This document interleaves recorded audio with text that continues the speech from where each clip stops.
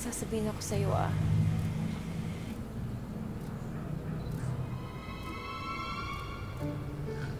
Day.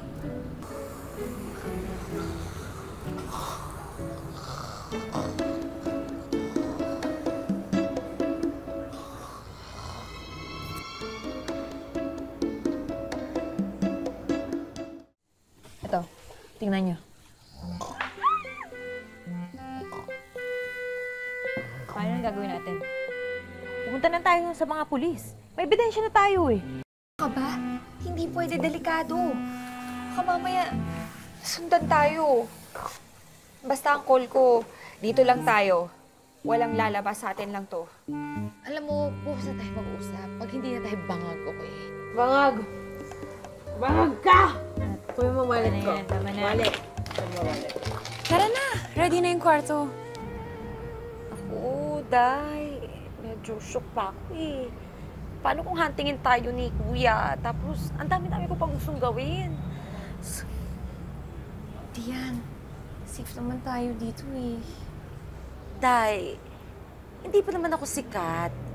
Pero, super pretty face ako sa commercials. Magme-maid of honor pa ako. Tapos mapapasa pa si Rocky. Ang dami-dami kong gustong gawin. Day, alam mo, pray na lang tayo. Okay, game na.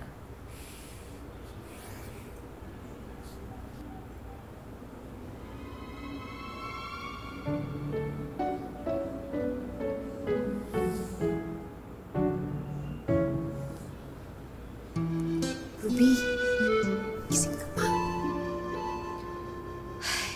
Alam mo, hindi ko alam kung worth it ba na ituloy natin tong Bicol trip natin. Baka mamaya matiktikan tayo. Eh, paano yung kasal ni Goldie? Day, tingnan mo ako sa mata. Sabihin mo sa akin hindi ka nagdududa? Kung totoo yung Zack Xavier na yan? For all you know, nag-i-illusion lang to. Alam mo, hindi ko lang talaga agawin si Rocky. Bakit di mo na lang kaya ibalato si Rocky kay Emerald? Sa dami ng mga lalaki mo eh. Wow. Makadami ka ng lalaki ha. Parang ang dating ko. Alam mo, hindi ko naman talaga bet maging maid of honor. And sa totoo lang, hindi din naman ako sigurado kung gusto ko si Rocky. Oh, yun naman pala eh. Ayoko lang magpatalo kay Emerald, okay? Alam ko, childish siya pakinggan, pero hindi ako papayag. Day, may sasabihin ako sa'yo, ah.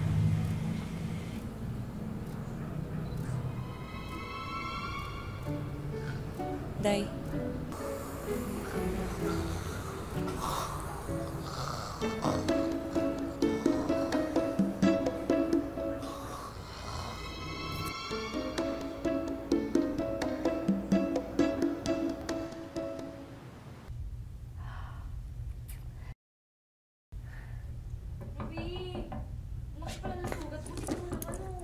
Oh!